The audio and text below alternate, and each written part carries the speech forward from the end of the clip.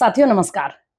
आज बात करेंगे त्योहारों के बाद देश में कितने जगहों पर किस तरह की समस्याएं हुई हैं और विशेष रूप से क्या चल रहा है पश्चिम बंगाल में, जहां की दुर्गा पूजा पूरे विश्व भर में विख्यात है, उसका बहुत महात्म्य है और बंगाल में किसी भी धर्म और जाति के लोग हों, पूरे उत्साह और बढ़ चढ़कर दुर्गा पूजा में शरीक होते हैं। हाँ, कुछ तत्व वहां भी ऐसे हैं जिनको दुर्गा पूजा के विसर्जन से आपत्ति है। वो कहते हैं हमारे मोहल्लों और गलियों से दुर्गा पूजा के विसर्जन की जो शोभा यात्रा है वो नहीं निकलेगी। और कई बार ऐसा पास्ट में ये हुआ है कि बंगाल की धरती में, जहां दुर्गा की पूजा घर घर में होती है, जो खुद को नास्तिक भी डिक्लेयर करते हैं, वो भी दुर्गा पूजा को लेकर के बहुत ही अपने आप को जुड़ा हुआ और इमोशनल हो जाते हैं। उस प्रदेश में दुर्गा पूजा के विसर्जन के लिए हाई कोर्ट से जाकर अनुमति लेकर विसर्जन करना पड़ता है। लेकिन खैर, ये तो पृष्ठभूमि की बात हुई। इस वक्त हम बात करेंगे कि इस बार यानी 2 अक्टूबर को जब दुर्गा पूजा का विसर्जन हो गया, उसके बाद वहां क्या हुआ। साथियों, रविवार को जैसा कि आप सब देख रहे हैं, मौसम का मिजाज कुछ बिगड़ा हुआ है। शायद ये क्लाइमेट चेंज का प्रकोप है या कोई दूसरे स्थानीय कारण है, लेकिन अक्टूबर का महीना चल रहा है, शरद ऋतु आ चुकी है, दुर्गा पूजा बीत चुकी है, लेकिन अभी भी देश के कई हिस्सों से भारी वर्षा के समाचार आ रहे हैं। बादल फटना, फ्लैश फ्लड आना और बहुत कम अवधि में बहुत तेज वर्षा होना, जिससे काफी जल भराव और कई पहाड़ी और जो ढलान के क्षेत्र हैं वो वॉश अवे हो गए। लैंडस्लाइड्स, बहुत भारी लैंडस्लाइड हुई हैं। इस तरह के समाचार जगह जगह से आ रहे हैं। रविवार को ऐसा ही एक परेशान करने वाला दुखद समाचार उत्तरी बंगाल का जो दुआर्स क्षेत्र जिसको हम कहते हैं, स्थानीय लोग वहां, उस दुआर क्षेत्र से ऐसी खबर आई। वो पूरा जो इलाका है, फालाकाटा, अलीपुरद्वार, सिलीगुड़ी, ये सब जो इलाके हैं, और फिर ऊपर की ओर जब आप सिलीगुड़ी से चलें तो मिरिक वैली, मिरिक होते हुए जो दार्जिलिंग का रूट है, उस पूरे रूट पर सबसे ज्यादा तबाही की खबर आई है। हालांकि पूरा इलाका प्रभावित हुआ है, लेकिन उस एरिया में सबसे ज्यादा डैमेज हुआ है। बहुत दूर तक गांव के गांव लैंडस्लाइड में ढह गए हैं, मकान बह गए, लोगों के दुकान, उनके व्यापारिक जो प्रतिष्ठान है वो सब बह गए और लोगों को यहाँ वहां जाकर शरण लेनी पड़ी। और इसके बावजूद भी अभी तक 28-29 लोग के मौत की दुखद खबर उस इलाके से आ रही है। ऐसा ही असर नेपाल में भी हुआ है, क्योंकि ये पूरा हिमालय का क्षेत्र जो है वो प्रभावित हुआ और नेपाल में भी रेस्क्यू और रिलीफ के लिए काफी संघर्ष वहां के प्रशासन को करना पड़ रहा है। अब यहां तक तो बात हुई आपदा की, लेकिन इसी बीच हमने क्या देखा, एक जिसे कहेंगे बहुत ही जी को खराब करने वाला, परेशान करने वाला दृश्य था कि रविवार को जब लगातार आपदा की गंभीरता कितनी है इसके लगातार अपडेट आ रहे थे, और दिल्ली में, राष्ट्रीय राजधानी में और अपने अपने यात्रा के बीच गृह मंत्री अमित शाह और खुद प्रधानमंत्री नरेंद्र मोदी अपने कार्यालय के मार्फत एक एक पल की अपडेट और रिपोर्ट ले रहे थे कि कहां क्या तबाही हुई है, क्या मदद पहुंचानी है। एनडीआरएफ की टीमें तो आप जानते हैं वहां लगी हुई थी, लेकिन क्योंकि वो टेरेन बहुत खतरनाक है और डैमेज इतना ज्यादा होने की खबरें थी कि काफी मशीनरी को सक्रिय करना पड़ा और लगातार ये खबरें आ रही थी। तो उस वक्त एक विडंबना ही कहें कि ममता नाम से जानी जाने वाली मुख्यमंत्री ममता बनर्जी, पता नहीं उनकी ममता कहाँ खो गई थी, और वो कोलकाता के रेड रोड नाम का जो इलाका है, रेड रोड पर एक दुर्गा पूजा कार्निवल जो है उसमें वो शरीक हो रही थी। और टॉलीवुड यानी जो बांग्ला सिनेमा है इंडस्ट्री, बांग्ला सिनेमा के कुछ फूके हुए कारतूस जो कभी बहुत ही बहुत सुपरस्टार कलाकार बांग्ला सिनेमा के थे, लेकिन अब वो सिर्फ टीएमसी का गुणगान करते हैं। और कुछ यंग, कुछ ताजा तरीन तारिकाएं बांग्ला सिनेमा की, उन सब के साथ कमर से कमर बांधकर और बहुत ही स्वच्छंद भाव से मुख्यमंत्री नृत्य कर रही थी, नाच रही थी बांग्ला गीतों पे, ढोल की थाप पर।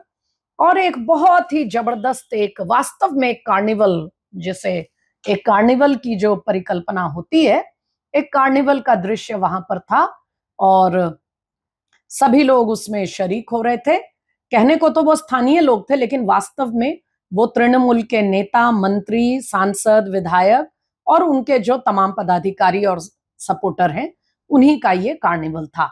और लगातार दार्जिलिंग से पूरे नॉर्थ बंगाल क्षेत्र से और भूटान तक ये जो तबाही हुई है, इसकी खबरें आ रही थी और किसी को कोई परवाह नहीं थी। जाहिर है इसकी प्रतिक्रिया हुई। बंगाल में सभी लोगों ने ये मुद्दा उठाया। चूंकि भारतीय जनता पार्टी विपक्ष में है, तो उसने अपने विपक्ष होते हुए इस बात को गंभीरता से उठाया, मुख्यमंत्री की आलोचना की। कहने को तो आलोचना वहां के कांग्रेस के अध्यक्ष ने भी की, लेकिन वो आलोचना थी नहीं थी ये तय करना कठिन है, क्योंकि वो इतना कमजोर और लिजलिजा सा बयान था कि ये समझ नहीं आया कि कांग्रेस के बंगाल के अध्यक्ष जो हैं, वो सचमुच ममता बनर्जी पर सवाल कर रहे थे या एक फॉर्मेलिटी, या यूं कहें कि एक खानापुरी कर रहे थे। चलिए जो भी है, लेकिन रात होते होते तृणमूल ने बचाव के कुछ प्रयास किए। ये कहना चाहा कि ये दुर्गा पूजा कार्निवल कोई एक ही दिन में नहीं होता है, इसकी महीनों से तैयारी होती है। इसमें विशेष अतिथि इनवाइट किए जाते हैं, जिसमें तमाम एम्बेसीज के एम्बेसडर्स और सेक्रेटरीज, फर्स्ट सेक्रेटरीज वगैरह जो राजनयिक हैं, डिप्लोमैट्स इनवाइटेड होते हैं, बड़े बड़े कल्चरल आइकॉन्स आते हैं, बड़े बड़े लोग आते हैं। तो एकदम से इसको कैंसिल कैसे किया जा सकता है? फिर उन्होंने ये भी कहा कि ये कार्निवल बंगाल के इकोनॉमी के लिए एक बहुत बड़ा अवसर होता है, क्योंकि इसमें तमाम इंडस्ट्री वगैरह की भी उसमें उसका जुड़ाव होता है। तो इसे हम ऐसे कैसे खत्म कर सकते हैं?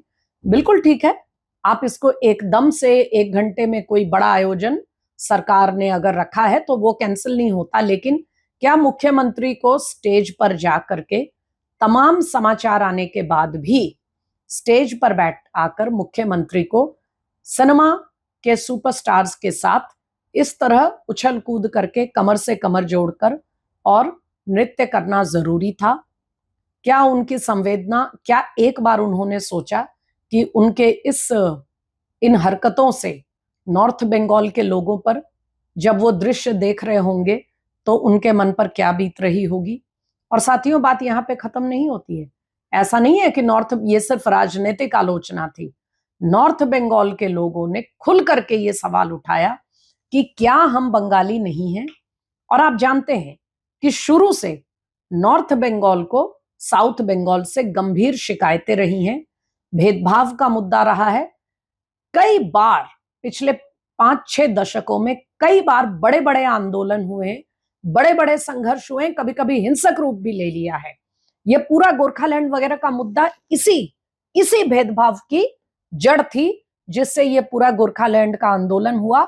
और इस तरह के दूसरे नॉर्थ बंगाल में अलग अलग, ऐसा नहीं है साथियों कि सिर्फ गोरखालैंड का आंदोलन हुआ है, नॉर्थ बंगाल में कम से कम आधा दर्जन आंदोलन हुए, जिसमें दुआर्स क्षेत्र के अलग अलग इलाकों के लोगों ने फंड्स के मामले में, सिर्फ फंड्स ही नहीं, विकास के मामले में, राजनीतिक जो प्रतिनिधित्व होता है उसके मामले में, हर लिहाज से यह आरोप लगाया है कि कोलकाता ने नॉर्थ बंगाल को, उत्तरी बंगाल को, दुआर्स को हमेशा एक सौतेला बच्चा, सौतेली संतान मान करके उसको ट्रीट किया है। जब मुख्यमंत्री को स्टेज पर नृत्य करते देखा गया तो कुछ लोगों ने यह बात उठाई, एक तुलनात्मक अध्ययन किया और यह पाया कि वेस्ट बंगाल, यह सिर्फ एक मिसाल है साथियों, सिर्फ एक उदाहरण है नॉर्थ बंगाल के साथ किस तरह का व्यवहार होता है कोलकाता की सरकार में उसका। आप सुनकर हैरान होंगे कि नॉर्थ बंगाल को विकास का जो टोटल बजट पिछला दिया गया वो 900 करोड़ से भी कम था, करीब 890 करोड़ के आसपास वो राशि थी। सिर्फ मदरसों को, केवल मदरसों को पूरे बंगाल में जो मदरसों को चलाने, उनके मेंटेनेंस, उनके विकास, उनकी सैलरीज के लिए जो बजट तैयार किया गया वो 5,500 करोड़ से भी ज्यादा है, लगभग 6,000 करोड़। यानी पूरे नॉर्थ बंगाल को विकास के लिए जो बजट दिया गया उससे केवल मदरसों के विकास का बजट कम से कम 7 गुना ज्यादा है। क्या ये ममता सरकार और पश्चिम बंगाल सरकार की प्राथमिकताओं का एक संकेत नहीं है? क्या ये सच नहीं है कि अगर ये जो आपदा आई रविवार को वो नॉर्थ बंगाल के बजाय कहीं और आई होती तो ममता बनर्जी शायद मंच पर नृत्य नहीं कर रही होती? चलिए उससे आगे बढ़ते हैं। बात यहीं पे खत्म नहीं हुई साथियों। वहां पर आप जैसा कि जानते हैं बीजेपी के सांसद हैं और 2 बार के वो सांसद हैं, और साथ ही वहां पर जो लोकल वहां पर विधायक हैं वो भी बीजेपी के हैं।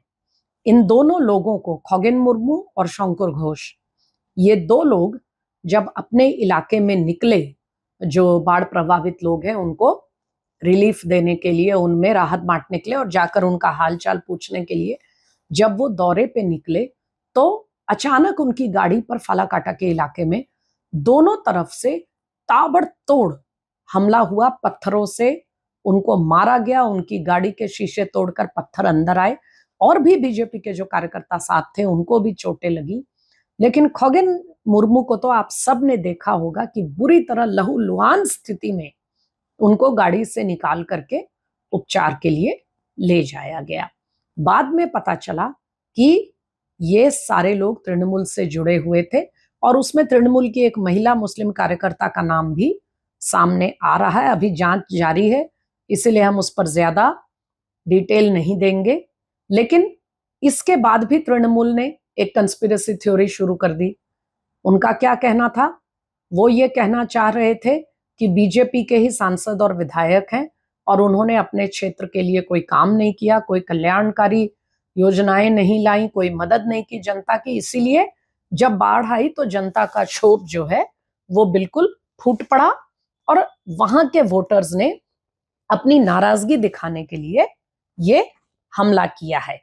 अब ये टीएमसी का दावा है, जबकि मामले में ये आरोप भी लगाया जा रहा है कि हमला करने वाले बिल्कुल सबके चेहरे वीडियो पे साफ दिख रहे हैं और वो सब टीएमसी के कार्यकर्ता हैं, उनके पदाधिकारी भी हैं।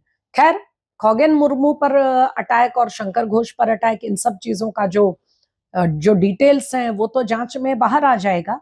लेकिन सवाल फिर वही उठता है कि क्या लगातार पिछले 2-3 बार से नॉर्थ बंगाल के लोग कोलकाता की सरकारों के भेदभाव से परेशान होकर, बिल्कुल निराश होकर, जो लगातार बीजेपी का समर्थन कर रहे हैं सांसद के चुनाव में भी और प्रदेश के असेंबली के चुनाव में भी, क्या यही कारण है कि ममता बनर्जी की ममता नॉर्थ बंगाल की तरफ नहीं देख पाती? क्या उनको इसीलिए पनिश किया जाता है क्योंकि वो उस तरह से खुलकर तृणमूल के साथ नहीं आ रहे जिस तरह से अन्य जिलों में आप देख रहे हैं कई इलाकों में? और उसके पीछे लोगों का समर्थन कितना कारण है और डेमोग्राफी कितना कारण है, ये तो हम आपसे कई बार चर्चा कर ही चुके हैं। बहरहाल साथियों, कोई हालात में कोई बहुत सुधार की खबर तो नहीं है, लेकिन बारिश कम हुई है। उम्मीद है कि अब बारिश रुकेगी तो फुल स्केल पर लोगों का रेस्क्यू और रिलीफ का काम तेजी से चल पाएगा। वो उनको घरों को मरम्मत करने के लिए और जो भी नुकसान हुआ है उसकी भरपाई करने के लिए प्रशासन और सरकारें उनकी मदद के लिए आएंगी। लेकिन चुनाव में बहुत कम समय है। अगले साल की शुरुआत में पश्चिम बंगाल में विधानसभा के चुनाव होंगे और अब ये सवाल उठ रहा है कि जो रवैया, जो व्यवहार और ये जो कार्निवल वाला पूरा कांड ममता बनर्जी का रहा, क्या नॉर्थ बंगाल की जनता दुआर्स की जनता, गोरखा क्षेत्र की जनता इस बात को चुनाव में भूल पाएगी? जाते जाते एक अंतिम सवाल और साथियों, ये दुर्गा पूजा कार्निवल है क्या? बंगाल में अन्य जगहों की तरह दुर्गा की पूजा होती है, पंडालों में देवी की मूर्ति स्थापित करके, जागृत करके उसकी पूजा, उसकी पूजन उसका होता है और साथ में अन्य भगवान की पूजा होती है। दशमी के दिन विधि विधान के साथ देवी को विसर्जन के साथ विदा कर दिया जाता है कि वो अगले शरद ऋतु में फिर आए, अपना आशीर्वाद दें।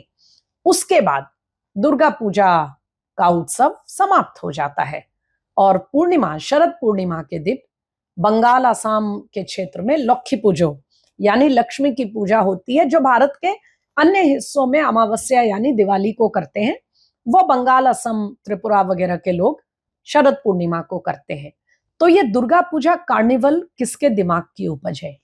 क्या ये एक कमर्शियल प्रोग्राम है? जब विसर्जन हो चुका है तो ये कार्निवल क्या उसी कोशिश का एक और हिस्सा है कि भारत के जो धार्मिक उत्सव हैं उनको सेक्युलर बनाने के चक्कर में उनका आध्यात्मिक महत्व कम कर दिया जाए और उनको, जैसा कि इन्होंने शब्द रखा है, कार्निवल, एक पार्टी की तरह बना करके रख दिया जाए? बल्कि जो वामपंथी सरकार ने तो आधिकारिक रूप से ये करने की कोशिश की थी और दुर्गा पूजा को शरद उत्सव नाम दे करके एक प्रयास किया था कि उसको दुर्गा पूजा होते हुए भी उसको अध्यात्म और धर्म से अलग करके एक मौसमी त्योहार बनाकर रख दिया जाए। तो ये दुर्गा पूजा कार्निवल किसके दिमाग की उपज है और इसका मकसद क्या है? दुर्गा के विसर्जन के बाद इसे क्यों किया जाता है? ये सवाल भी कई लोग पूछ रहे हैं। फिलहाल इतना ही। हमें सब्सक्राइब करिए और हमारे अड्डा पर आते रहिए।